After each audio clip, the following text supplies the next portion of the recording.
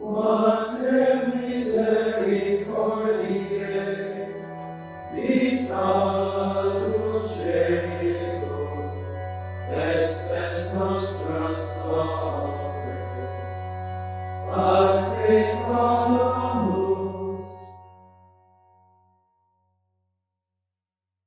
I was, raised Catholic.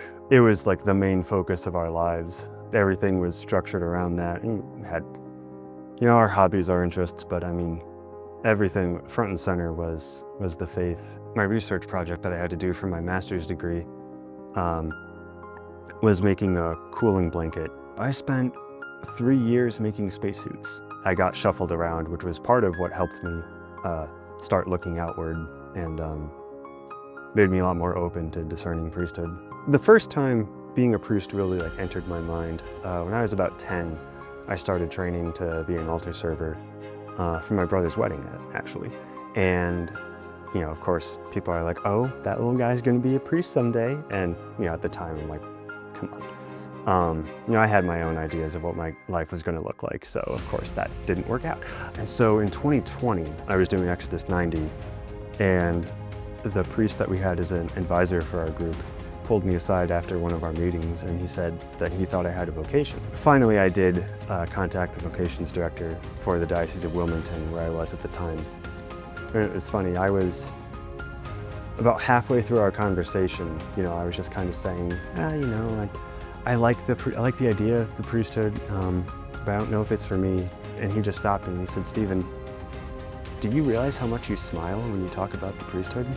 And the light went on. I was like, huh, okay. And from there onward, it was, the decision wasn't completely made, but it was much closer to yes. Father Killian, one of the priests here, he had once been a diocesan priest in my home diocese of Scranton, and he had actually been assigned at my parish when I was born, and so he baptized me. When I started discerning at the age of 26, I told my parents, and my mom thought that I would do better in a community rather than alone as a diocesan priest. It was about 8 months after I'd started discerning. I said, okay, need to follow mom's advice. And so I signed up for the come and see, and here we are. Some people might be a little put off by you're in the same place with the same people day after day. And I was like, that sounds so nice compared to what I had before. I knew it was going to be a change, but it really seemed like something that would help with what I had been going through. I came in with a small novice class, and in the summer, everyone just kind of scatters because they all have things they're finally free to do. And so the beginning of novitiate is, it can be pretty lonely. But the way to that was just to realize how much I needed to just give myself to Christ, and then to give myself to this community and just rely on the people here, rely on Jesus. The other big challenge was all the expectations and the pressure I put on myself. I remember hearing all the stories about what other people had done when they were novices. So I came in, I had this whole plan, and I was like, oh, I'm gonna do this and that, everyone's gonna be amazed. And then I did not.